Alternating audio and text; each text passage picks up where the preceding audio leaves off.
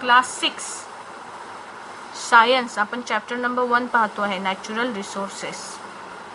Okay, see we have seen that there are 3 natural resources. What are they? Air, water and land. We are going to discuss these 3 resources in detail. आपण हे तिन्ही रिसोर्सेसचा डिटेलमध्ये study या लेसनमध्ये करणार आहोत. Okay, can you recall what are 5 layers of atmosphere? ॲटमॉस्फिअरच्या 5 layers आठवतात का? मागच्या वर्षी शिकलो होतो आपण. कोणत्या होत्या त्या? ट्रोपोस्फियर, मेझोस्फियर, स्ट्रॅटोस्फियर, आयनोस्फियर आणि exosphere. Okay, what are different layers of atmosphere? ॲटमॉस्फिअरच्या लेयर्स कोणत्या होत्या पहा. पहिली लेयर होती ट्रोपोस्फियर, सगळ्यात जवळची अर्थपासून सगळ्यात जवळची लेयर जी होती ती होती ट्रोपोस्फियर. त्यानंतर मेझोस्फियर, मेझोस्फियर मला वाटते थर्ड होती. हां, first troposphere, second stratosphere, third mesosphere, fourth ionosphere आणि फिफ्थ काय होती? फिफ्थला मी जागाच नाही ठेवली. फिफ्थ होती एक्झोस्फियर. फिफ्थ लेयर कोणती होती? एक्झोस्फियर. या लेयर्स पाठ करा. What are 5 different layers of atmosphere? Troposphere, stratosphere, mesosphere, ionosphere, exosphere. Okay, now see air in detail. The air in the atmosphere around the earth contain nitrogen, oxygen, carbon dioxide, 6 inert gases: nitrogen dioxide, sulfur dioxide, water vapor and dust particles. एअरमध्ये काय काय असतं? एअरमध्ये कोणकोणते gases असतात? एअरमध्ये nitrogen असतो, oxygen असतो, carbon dioxide असतो, 6 inert gases असतात. Inert गॅसेसची नावं बुकमध्ये दिलेली आहेत खाली. आपण पुढे पाहूया. 6 इनर्ट गॅसेस, त्यानंतर nitrogen dioxide, sulphur dioxide, water vapour म्हणजे पाण्याची वाफ अँड डस्ट पार्टिकल्स. या सगळ्या गोष्टी एअरमध्ये प्रेझेंट असतात. द ट्रोपोस्फियर, आता हे एअरचे जे आपण 5 लेयर्स पाहिले ना, सगळ्यात जास्त एअर प्रेझेंट असते ट्रोपोस्फियरमध्ये, त्याच्यापेक्षा कमी होते स्ट्रॅटोस्फियरमध्ये, मग मेझोस्फियरमध्ये त्याच्यापेक्षा कमी एअर असते, आयनोस्फियरमध्ये सगळ्यात कमी एअर असते आणि एक्झोस्फियरमध्ये एअर नसते. Okay, the troposphere contain about 80% of total mass of gases in the air. एअरमध्ये जितके पण गॅसेस आहेत त्याचे 80% गॅसेस ट्रोपोस्फियरमध्ये प्रेझेंट आहे. while the proportion of it is about 19% in stratosphere. आता इथे पहा, टोटल पर्सेंटेज किती होतील तुमचे? 100 पैकी 80% हवा कुठे आहे? ट्रोपोस्फियरमध्ये. 19% हवा आहे स्ट्रॅटोस्फियरमध्ये. 18 आणि 19 म्हणजे 99% इथेच झाले. म्हणजे further in mesosphere and ionosphere the proportion of mass of gases goes on decreasing. फक्त 1% उरला. तो 1% एअर कशामध्ये आहे? मेझोस्फियर आणि आयनोस्फियरमध्ये आहे. And gases are not found in the exosphere and beyond. एक्झोस्फियरमध्ये त्याच्या वरच्या भागामध्ये gases are not present. Gases present आहे का? कुठलेच नाही. Okay, now see this chart. You can see that air is a mixture of several gases and the chief constituent of Earth's atmosphere. Earthच्या atmosphereचा मेन पार्ट कोणता आहे? तर air आहे. and air is mixture of various gases. Beside these gases कुठकुठले आहे पहा? Nitrogen, oxygen, carbon dioxide, inert gases, nitrogen oxide, sulphur dioxide, हे सगळे गॅसेस आहे एअरमध्ये असणारे. या व्यतिरिक्त air contains water vapour. Vapour फॉर्ममध्ये आहे म्हणजे हे पण काय आहे? गॅसेसच आहे. And some dust particles. Okay, the amount of gases in the air is the greatest near the surface. अर्थच्या सरफेसच्या जवळ गॅसेसचं प्रपोर्शन जास्त असतं. जसजसं वर जातो तसतसे गॅस काय होत जातात? विरळ होत जातात. तुम्हाला एक गोष्ट माहिती आहे ना, जेव्हा तुम्ही पाहिलंय का माउंटेनियर्स जेव्हा हिमालय वगैरेवर चढायला जातात गिर्यारोहक, तेव्हा त्यांच्यासोबत ते सिलेंडर घेऊन जातात. सिलेंडरमध्ये काय असतं? ऑक्सिजन. कशासाठी? कारण जसजसे ते हाईटवर जातात तसतसा तिथे एअर कशी होत जाते, कमी होत जाते. ओके, त्यामुळे त्यांना स्वतःच्या ब्रीदिंगची व्यवस्था करण्यासाठी ऑक्सिजन सोबत न्यावा लागतो. That is air becomes the amount of gases in air is the greatest near the surface and decreases as we go higher and higher from the surface. That is, air becomes rarer at higher altitudes. वरती वरती गेलो, altitude म्हणजे height. Altitude वर्डचा meaning काय आहे? Altitude means height. जसजसं आपण हाईटवर जातो तसतशी हवा कशी होत जाते, रेअर होत जाते, कमी कमी होत जाते. ओके ओके, आता हा चार्ट पहा बाजूचा. याच्यामध्ये एअरचे कंटेंट दाखवलेले आहे. एअरमध्ये सगळ्यात जास्त असतो नायट्रोजन. किती % असतो पहा? एअरमध्ये 78% नायट्रोजन प्रेझेंट असते. किती %?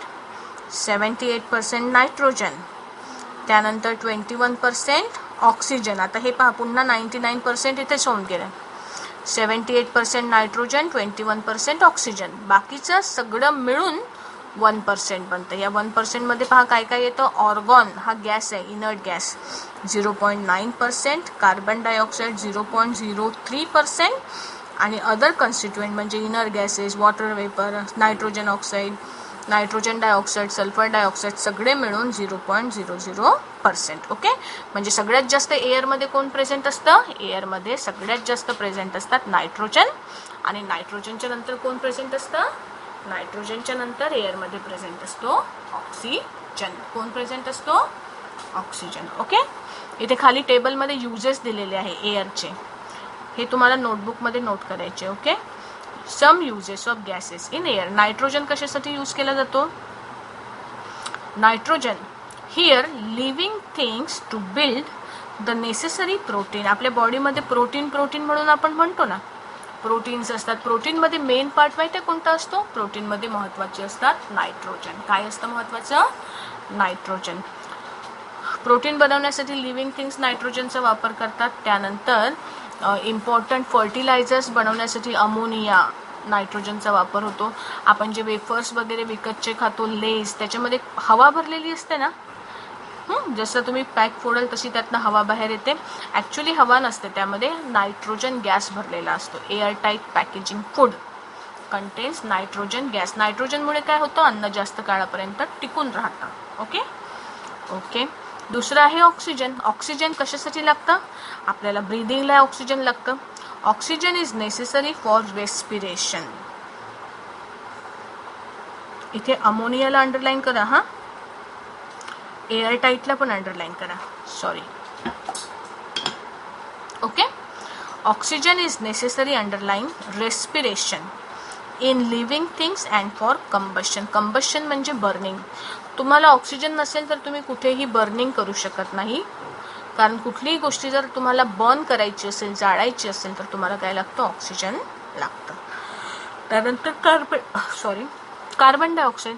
कार्बन डायऑक्साईड प्लांटला फोटोसिंथेसिस करण्यासाठी आवश्यक असतं. स्वतःचं फूड स्वतः बनवण्यासाठी plant need carbon dioxide. Plant use it for producing their food. It is also use in fire extinguisher. Fire extinguisher म्हणजे आग भिजवण्यासाठी तुम्ही काय करता? कार्बन डायऑक्साईडचा वापर करतात. एक सिलेंडर लावलेलं असतं बघा मोठमोठ्या याच्यामध्ये, कंपनीजमध्ये, फॅक्टरीजमध्ये, आणि आग लागली की ते त्याचं झाकण उघडून ते फेस उडवतात ना. काय असतं ते कार्बन डायऑक्साईड गॅस तिथे प्रोड्यूस करतात, ज्याच्यामुळे आग भिजवायला हेल्प होते. त्यानंतर पहा पुढच्या पानावर, पुढच्या साईडला argon, helium, neon, krypton, xenon हे इनर्ट गॅसेस आहे. कोण आहे? Inert gases. खूप कमी प्रमाणामध्ये एअरमध्ये प्रेझेंट असतात. आर्गॉन, आणि त्यामुळे त्यांचा इफेक्ट पण कसा असतो? कमी असतो. पण हे जे आहेत बाकी कामांसाठी आपण हे गॅसेसना काय करू शकतो? यूज करू शकतो. ईशा, क्वेश्चन आन्सर्स झाले. पुढचं पान वाच मग. दुसरं जे मी आता समजावून सांगत आहे ते. आर्गॉन इलेक्ट्रिक बल्ब्समध्ये यूज करतात. Helium use for obtaining low temperature and also for generating lift in airships. एअरशिप्समध्ये लिफ्ट चालवण्यासाठी हेलियमचा यूज केला जातो. निऑन जे डेकोरेटेड लाईट्स असतात ना, रात्रीच्या वेळेस निळ्या लाल कलरचे लाईट जे चमकतात ते निऑनपासून बनलेले असतात. Krypton used in fluorescent tubes. Fluorescent tube म्हणजे ते चमकणारे जे ट्यूब्स असतात ग्लो होणारे, स्वतःहून ग्लो होणारे जे मटेरियल असतं ना त्याच्यामध्ये क्रिप्टॉन यूज केला जातो. And xenon is used in flash photograph काढण्यासाठी जो फ्लॅश यूज केला जातो त्याच्यामध्ये झेनॉनचा यूज होतो. Okay, this is about air and all the components of air. Okay, now what is the next point? Always remember the living world on the earth is sustained due to the balance between various gases and the constituent of air. The atmosphere is very important filter. हे important आहे हा. तुम्ही मागच्या वर्षी आपण जेव्हा हे layers पाहिले होते तेव्हा आपल्याला माहिती आहे की स्ट्रॅटोस्फिअर मध्ये ओझोन नावाचा गॅस आहे. ओझोन गॅस काय करतो? सनच्या अल्ट्राव्हायोलेट रेज ॲब्झॉर्ब करून टाकतो, अर्थच्या सरफेसपर्यंत पोहोचू देत नाही आणि त्यामुळे अर्थवरची हीट कशी राहते? कंट्रोल राहते आणि therefore life on earth is possible. Okay, so air is like A filter. खूप सगळ्या गोष्टी ज्या हार्श गोष्टी आहे त्या अर्थपर्यंत पोहोचू देत नाही. एअर आपली प्रोटेक्शन करण्यासाठी फिल्टर म्हणून काम करतात. It allow the light and heat of sun to reach it do not allow the light and heat of sun to reach the earth which is एक मिनिट हा, इथे काहीतरी मिसिंग आहे ना, कदाचित अलाउ हीट असेल फक्त. अर्थ लाईट आणि हीट अर्थपर्यंत पोहोचण्यासाठी ही हेल्प करते, but it prevent the harmful elements from reaching the earth. It is in the atmosphere that fog, cloud, snow, rain are produce. आपल्या ॲटमॉस्फिअरमध्ये ॲक्च्युली ॲटमॉस्फिअरची जी सगळ्यात लोवेस्ट लेअर असते ना, ज्याला आपण ट्रोपोस्फिअर म्हणतो, ट्रोपोस्फिअरमध्ये बनतं काय? वादळ म्हणजे स्टोम, रेनफॉल, क्लाउड, इंद्रधनुष्य म्हणजे रेनबो, ह्या सगळ्या ज्या वेदर रिलेटेड गोष्टी आहेत त्या कुठे बनतात? ट्रोपोस्फिअरमध्ये बनतात. ओके, बाकीचं आपण नंतर बघूया. आधी मला एवढ्या पार्टवर बेस्ड क्वेश्चन्सचे आन्सर्स तुम्ही लिहून द्या. ओके, मग आपण पुढचा पार्ट पाहूया. मी क्वेश्चन लिहिते. Question number 1, write all underlined words.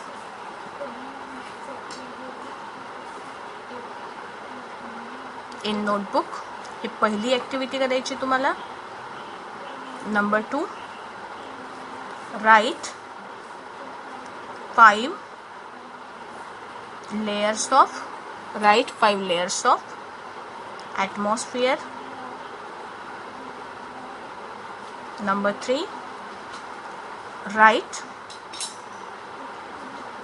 the components of air. components म्हणजे काय?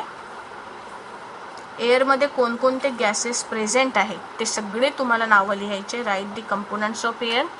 त्यानंतर 4th क्वेश्चन तुम्हाला लिहायचं आहे. राईट युजेस ऑफ, फक्त युजेस म्हणू आपण. Write uses of nitrogen. शॉर्टमध्ये लिहा, पूर्ण पॅराग्राफ नाही लिहायचा. ऑक्सिजन, कार्बन डायऑक्साईड,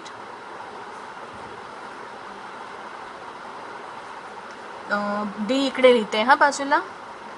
त्यानंतर हिलियम, आर्गॉन. ओके, हे 4 क्वेश्चन्स तुम्हाला लिहायचे बुकमध्ये. लिहिणं झाले की त्याचे फोटो काढून मला टाकायचे आहे. ठीक आहे, बाकीचं आपण नंतर पाहू.